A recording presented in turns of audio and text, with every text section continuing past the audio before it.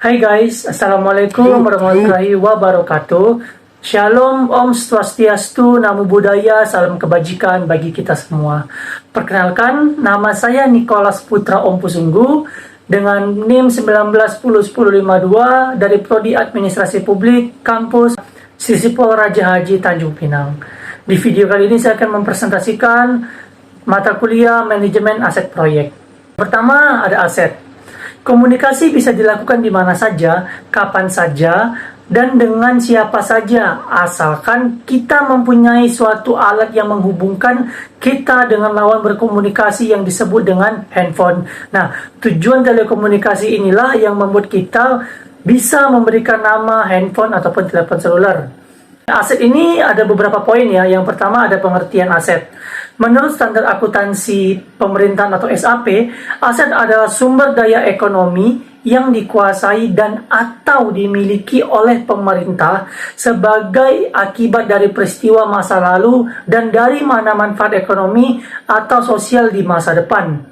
Aset adalah barang yang dalam pengertian hukum disebut benda yang terdiri dari benda tidak bergerak, benda bergerak, baik yang berwujud tangible maupun yang tidak berwujud intangible. Nah, yang tercakup dalam aktiva atau kekayaan atau harta dari suatu instansi organisasi, badan usaha ataupun individu perorangan, aset adalah suatu yang memiliki nilai ekonomi, nilai fungsi, nilai pemilikan, nilai ciri khas, dan nilai presentasi yang dimiliki oleh perorangan baik maupun per tim. Baik, selanjutnya kita masih di poin aset, yaitu ada bentuk aset. Nah, bentuk aset terdiri dari dua bagian, yaitu aset tangible yang berwujud, artinya adalah aset yang mempunyai masa manfaat lebih dari 12 bulan untuk digunakan dalam kegiatan pemerintah ataupun dimanfaatkan oleh masyarakat umum. Adapun bentuk dari tangible meliputi tanah, peralatan mesin, gedung dan bangunan, jalan, irigasi, dan jaringan. Aset tetap lainnya adalah konstruksi dalam pengerjaan. Nah, yang kedua, aset intangible atau aset yang tidak berwujud adalah aset non-keuangan yang dapat diidentifikasikan dan tidak mempunyai wujud fisik serta dimiliki untuk digunakan dalam menghasilkan barang atau jasa atau digunakan untuk tujuan lainnya, termasuk hak atas kekayaan intelektual. Selanjutnya kita masuk lagi di bagian kategori aset. Kategori aset menurut Budi Susliwanto yaitu aset operasional adalah yang dipergunakan dalam operasional perusahaan atau pemerintah yang dipakai secara berkelanjutan dan dikuasai atau diduduki untuk digunakan atau dipakai operasional perusahaan atau pemerintah, bukan aset khusus.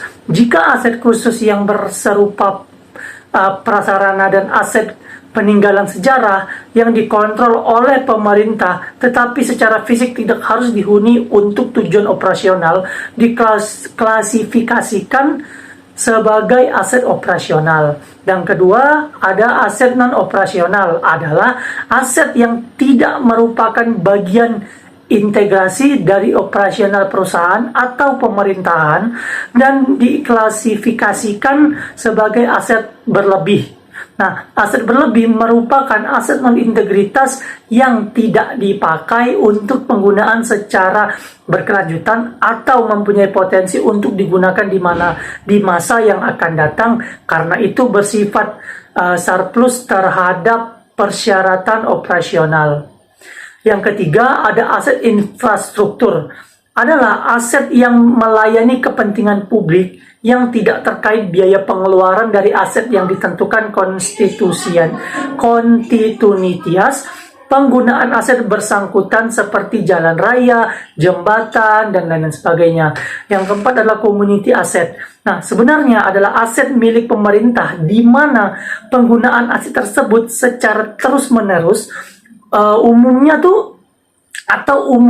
digunakan untuk ditetapkan dan terkait pengalihan yang terbatas tidak dialihkan. Nah, contohnya gini, aset ini adalah museum, misalnya contohnya museum, kuburan, rumah ibadah, dan beberapa tempat lainnya. Berikutnya ada siklus hidup aset. Menurut Hastings 2010, tahapan utama dalam siklus aset adalah identifikasi peluang bisnis atau kebutuhan, kemampuan analisis gap dan analisis kebutuhan aset, analisis prastudi kelayakan fisik dan keuangan pilihan opsi, perencanaan kelayakan fisik dan keuangan untuk opsi yang dipilih, akuisisi, pengembangan dan implementasi operasi dukungan logistik dan pemeliharaan, memantau dan mereview pembuangan. Strategi pengelolaan aset.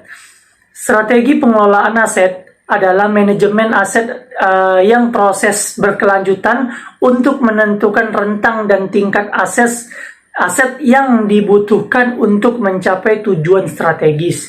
Strategi manajemen aset harus melingkupi 1. Berasal dari kebijakan pengelolaan aset dan rencana strategis organisasi. Yang kedua, konsisten dengan kebijakan dan strategi organisasi. Yang ketiga, mengidentifikasi dan mempertimbangkan persyaratan stakeholder yang relevan. Yang keempat, mempertimbangkan persyaratan manajemen siklus atau hidup aset. Yang kelima, menghitungkan risiko aset-aset terkait dan sistem aset. Yang keenam, mengidentifikasi fungsi, kinerja, dan kondisi sistem existing aset dan important aset. Yang ketujuh, menyatakan fungsi, kinerja, dan kondisi sistem aset yang ada baru dan aset penting yang diinginkan di masa depan pada rentang waktu sejalan dengan sumber daya manusia dari perencanaan strategis organisasi. Yang ke-8, jelas menyatakan metode pendekatan dari prinsip di mana aset dan sistem aset akan dikelola. Yang ke-9, memberikan informasi, arahan, dan bimbingan yang cukup agar tujuan pengelolaan aset dan rencana pengelolaan aset akan diproduksi. Yang ke-10, kriteria untuk mengoptimalkan dan memprioritaskan tujuan pengelolaan aset dan rencana.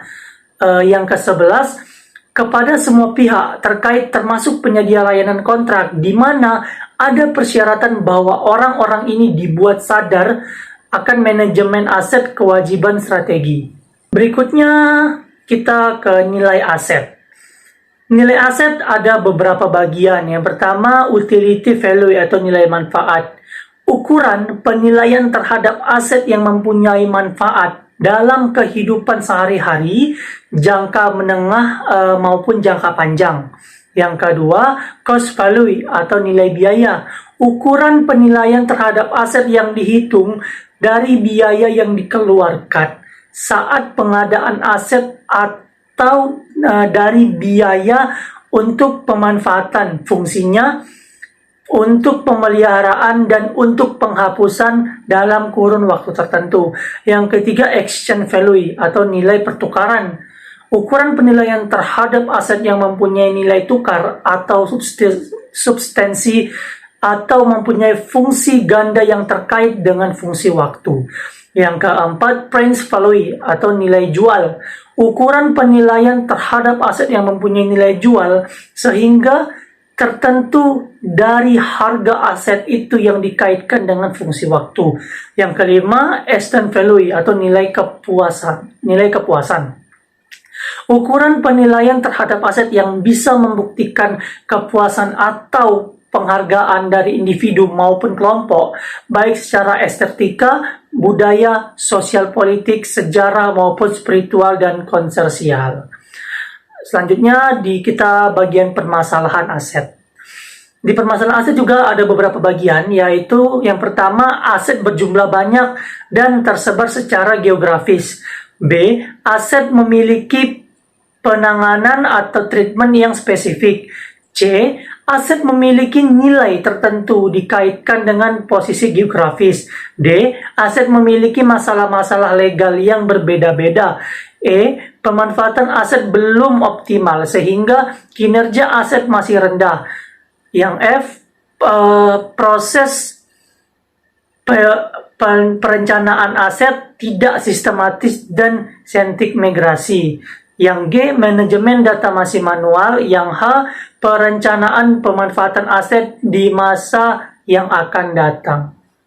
Berikutnya kita masuk di fase siklus hidup aset.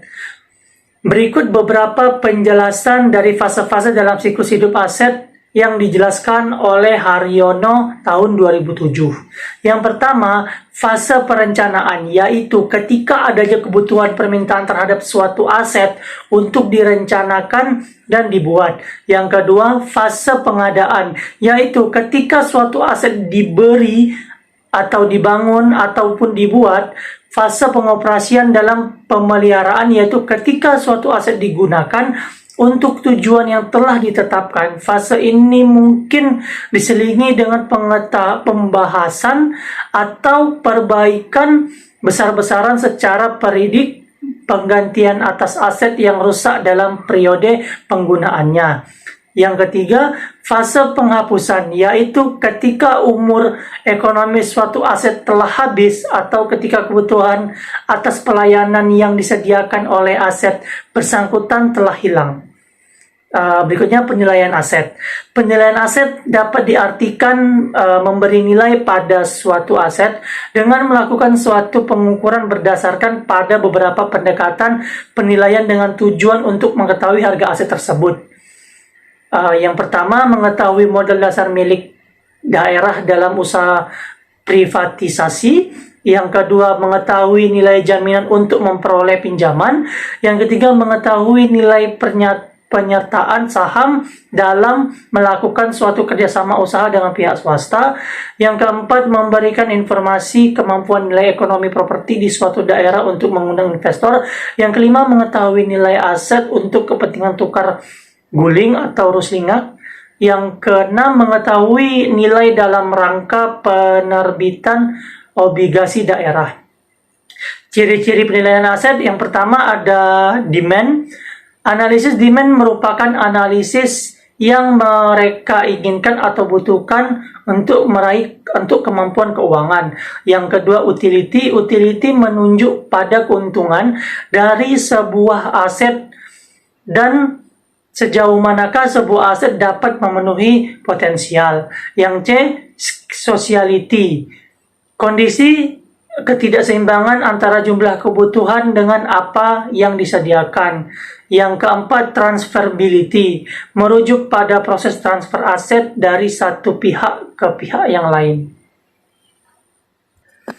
Oke, selanjutnya kita ke pengelolaan barang milik negara dan daerah berdasarkan Peraturan Perundang-undangan Nomor 27 Tahun 2014 dan Peraturan Perundang-undangan Nomor 28 Tahun 2020. Dasar hukumnya itu Pasal 5 Ayat 2 Undang-Undang Dasar Negara Republik Indonesia Tahun 1945, Undang-Undang Nomor 1 Tahun 2004 tentang Pembendaraan Negara atau Lembaga Negara Republik Indonesia Tahun 2004 Nomor 5 Tambahan Lembaran Negara Republik Indonesia Nomor 4355. Peraturan Pemerintah Nomor 27 Tahun 2014 tentang pengelolaan barang milik negara atau daerah Lembaga Negara Republik Indonesia tahun 2014 Nomor 92 Tambahan Lembaran Negara Republik Indonesia Nomor 5533.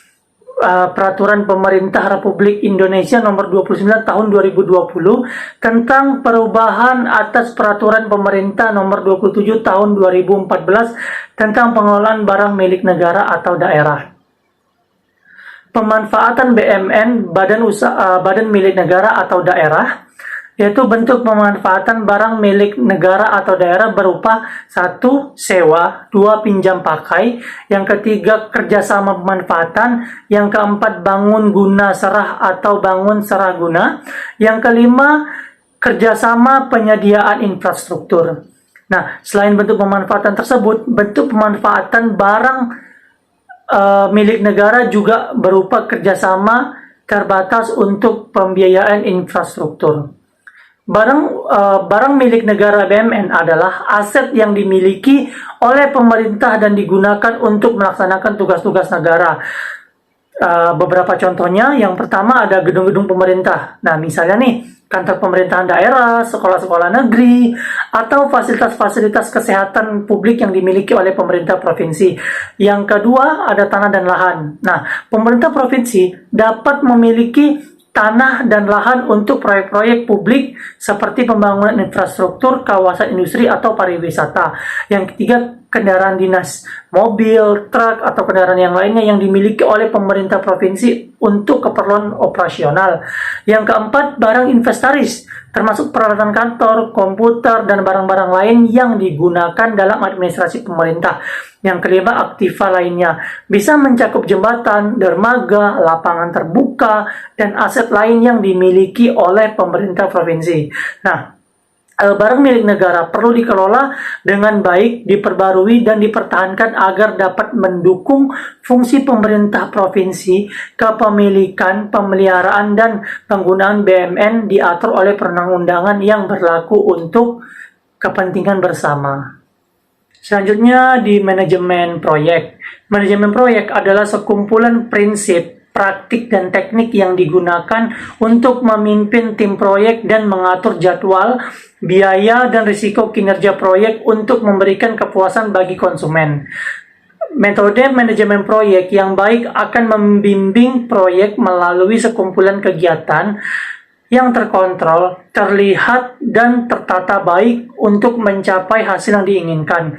Manajemen proyek adalah penerapan area pengetahuan, keterampilan, alat bantu, dan teknik untuk mencapai tujuan proyek dalam parameter kualitas biaya, jadwal, dan batasan yang telah disepakati. Macam-macam proyek. Yang satu, proyek konstruksi, berupa pekerjaan membangun atau membuat produk. Contohnya proyek pembangunan jalan raya, jembatan, atau pembuatan boiler. Yang kedua, proyek penelitian, berupa penemuan produk baru, temuan alat baru, alat pendidikan mengenai ditemukannya bibit unggul suatu tanaman. Yang ketiga, proyek yang berhubungan dengan manajemen jasa, muncul dalam perusahaan maupun instansi pemerintah, berupa perencanaan, struktur organisasi, pembuatan sistem, informasi manajemen, peningkatan produktivitas perusahaan, pemberian training. Berikutnya, Work Breakdown Structure atau WBS. WBS sangat penting dalam sebuah proyek karena membantu dalam menguraikan proyek menjadi bagian-bagian yang lebih kecil dan lebih mudah dikelola. Ini memiliki beberapa manfaat penting. Yang pertama, pengelolaan proyek. WBS membantu dalam mengordinisir pekerjaan proyek ke dalam bagian-bagian yang dapat diidentifikasi dan diatur. Ini memudahkan perencanaan, pengawasan, dan pelaporan proyek. Yang kedua, pengendalian biaya. Dengan membagi proyek menjadi elemen-elemen yang lebih kecil, WBS memungkinkan pengelola proyek untuk lebih mudah mengendalikan anggaran dan mengidentifikasi sumber daya yang dibutuhkan. Yang ketiga, perkiraan waktu. WBS memungkinkan untuk lebih akurat memperkirakan waktu yang diperlukan untuk menyelesaikan setiap komponen proyek.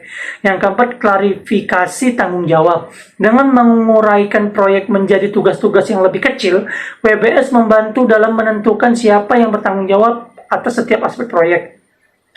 Yang kelima, rencana sumber daya. WBS memungkinkan perencanaan sumber daya manusia, material, dan alat yang diperlukan untuk setiap bagian atau bagian dari proyek. Yang keenam, keseluruhan WBS adalah alat penting dalam manajemen proyek yang membantu memastikan bahwa proyek berjalan dengan lancar. Berikutnya, saya akan menjelaskan contoh perencanaan proyek yang akan dibangun di Kepulauan Riau dan perencanaan proyek yang gagal di Indonesia. Nah, kalau proyek di Kepulauan Riau itu yaitu pembangunan ekoresort berbasis keberlanjutan dengan pemanfaatan energi yang terbaru dan pelestarian lingkungan setempat. Nah, kalau proyek yang gagal di Indonesia adalah proyek pembangunan jalan tol tanpa kajian lingkungan yang memadai, menyebabkan dampak negatif pada ekosistem dan mendapat penolakan dari masyarakat setempat. Selanjutnya, pengadaan barang atau jasa. pemerintah sesuai Perpres 12 tahun 2021 adalah proses pemerintah dalam memperoleh barang atau jasa dengan prinsip efisiensi, transparansi, dan keadilan. Peraturan tersebut mengatur langkah-langkah, kriteria, dan tata cara pelaksanaan pengadaan untuk memastikan penggunaan anggaran yang optimal dan kepastian hukum. Barang dan jasa merupakan dua konsep utama dalam ekonomi. Barang adalah benda fisik yang dapat dilihat, disentuh, atau diperoleh secara langsung. Sementara jasa adalah kegiatan atau layanan yang tidak menghasilkan barang fisik, tetapi memberikan nilai atau kepuasan kepada konsumen. Keduanya berperan penting dalam ekonomi, menyediakan berbagai kebutuhan, dan memfasilitasi pertukaran nilai antar individu dan organisasi dan juga politik. Selanjutnya, manajemen pengawasan proyek konstruksi melibatkan sejumlah aspek penting, yaitu satu, pemilihan konsultan, menilai kualifikasi dan pengalaman konsultan, memastikan konsultan memiliki lisensi dan sertifikasi yang diperlukan. Yang kedua, perencanaan pengawasan, mengembangkan rencana pengawasan yang jelas, menetapkan target dan tujuan pengawasan. Yang ketiga, pemantauan kinerja, melakukan pemantauan rutin terhadap kemajuan proyek, memastikan bahwa konsultan mengikuti jadwal dan anggaran yang ditetapkan. Yang keempat, audit teknis, melakukan audit teknis terhadap perencanaan dan desain proyek, memeriksa kepatuhan terhadap standar teknis dan peraturan. Yang kelima, manajemen risiko, mengidentifikasi dan mengevaluasi risiko potensial, mengembangkan strategi mitigasi untuk mengurangi risiko. Yang keenam, inspeksi kualitas, memastikan bahwa material dan pekerjaan konstruksi memenuhi standar kualitas, melakukan inspeksi reguler terhadap hasil pekerjaan. Yang ketujuh, keuangan dan administrasi, memastikan kepatuhan terhadap anggaran dan pengelolaan keuangan, memeriksa administrasi kontrak dan pembayaran. Yang kedelapan, pemantauan lingkungan dan keselamatan, menilai dampak lingkungan dari proyek, memastikan kepatuhan terhadap standar keselamatan. Yang kesembilan, komunikasi efektif, mempertahankan komunikasi yang efektif antara pemangku kepentingan, menyampaikan laporan progres secara berkala. Yang ke-10, evaluasi kinerja konsultan, melakukan evaluasi rutin terhadap kinerja konsultan, mengidentifikasi dan menangani masalah atau ketidaksesuaian. Yang ke-11, dokumentasi, membuat catatan yang lengkap dan akurat tentang setiap kejadian atau perubahan, menyimpan dokumen proyek dengan baik. Penerapan aspek-aspek ini dapat membantu memastikan bahwa proyek konstruksi berjalan sesuai rencana dan standar yang ditetapkan. Selanjutnya, manajemen konstruksi. Yang pertama, perencanaan proyek. Tentukan tujuan proyek secara jelas, identifikasi risiko potensial dan buat rencana mitigasinya, tetapkan anggaran dan alokasikan sumber daya. Yang kedua, penjadwalan. Buat jadwal proyek dengan estimasi waktu yang realistis untuk setiap tugas. Tentukan milestone untuk memudahkan pemantauan. Yang ketiga, komunikasi efektif. Tetapkan saluran komunikasi yang jelas, berkomunikasi secara teratur dengan tim dan pemangku kepentingan. Yang keempat, pengelolaan risiko. Identifikasi dan evaluasi risiko secara berkala, terapkan strategi mitigasi jika risiko terjadi. Yang kelima, pemantauan dan pengendalian. Pantau kemajuan proyek secara berkala, bandingkan hasil aktual dengan rencana awal, tetapkan langkah-langkah korektif jika diperlukan. Yang keenam, manajemen perubahan. Kelola perubahan dengan hati-hati dan didokumentasikan evaluasi dampak perubahan terhadap jadwal dan anggaran.